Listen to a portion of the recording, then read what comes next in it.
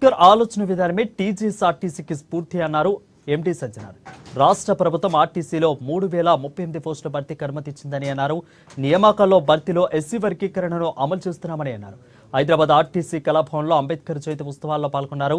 RTC ఉద్యోగుల pending అంశాలను పరిష్కరిస్తామని అన్నారు. తర్వాత బస్ భవన్లో అంబేద్కర్ జయంతి సందర్భంగా ఆయన చిత్రపటానికి పూలమాలలు వేసి నివాళులర్పించారు ఎండి సజ్జనార్. ఇకైతే కార్యక్రమంలో ఎగ్జిక్యూటివ్ డైరెక్టర్లు మునీష్ శేఖర్, జాయింట్ డైరెక్టర్ నర్మదా పాల్గొన్నారు.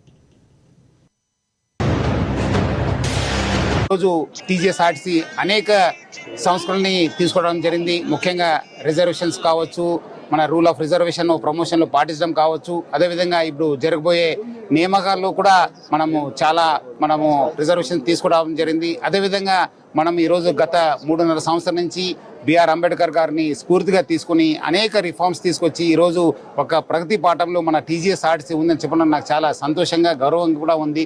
ఎందుకంటే మన వాళ్ళందరూ కూడా, మన సిబ్బంది అందరూ కూడా బాగా కష్టపడుతున్నారు. వాళ్ళ కృషి వల్లనే ఈరోజు సంస్థ బాగా అభివృద్ధి చెందిందని చెప్పడం నాకు చాలా సంతోషం ఉంది.